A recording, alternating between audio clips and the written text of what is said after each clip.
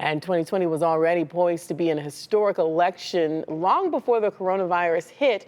But most historic might be the fact that it's still going to come. The record numbers of people already requesting to vote by mail. The state is busy making adjustments to handle that load, which could impact when we learn who will actually win the state.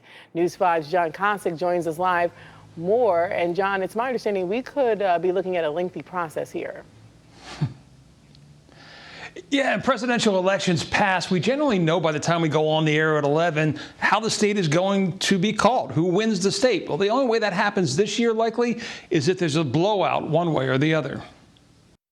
By now, all of Ohio's 7.8 million registered voters should have received an absentee ballot application in the mail, and already more than 1 million of them have been set back to be processed by your local Board of Elections, so those ballots can go out on October 6th. A benefit Ohio has under its law is when you return your ballot, maybe a week later, it can be opened, your information verified, and the ballots can be scanned. They just can't tabulate.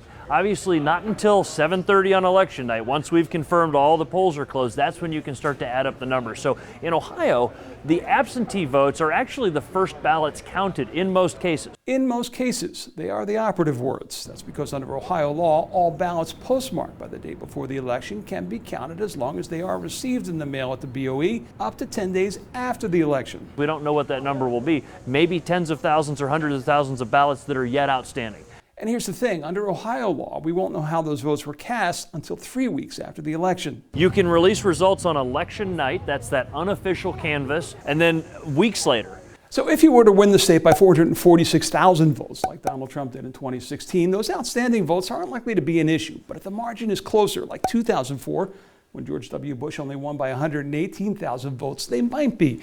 And if by chance we were to somehow have a 1976 scenario where Jimmy Carter only won the state by 11,000 votes, and watch the lawyers flock to Ohio. There's an old saying among elections officials. They say the elections official's prayer, Lord, whoever wins, let them win big.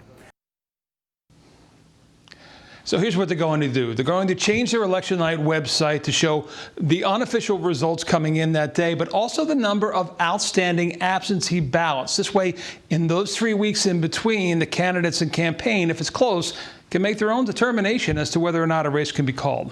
So, John, he said that we will see those initial absentee totals usually by 8 o'clock on election night, but that wasn't the case in the primary.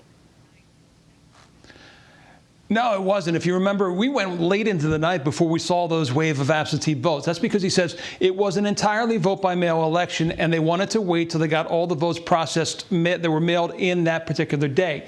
He tells me this November, we're going back to the way that it was, and again, we will tabulate once the polls close at 7:30, and by 7:45, 8 o'clock, we will have that big chunk of absentee votes that can be counted.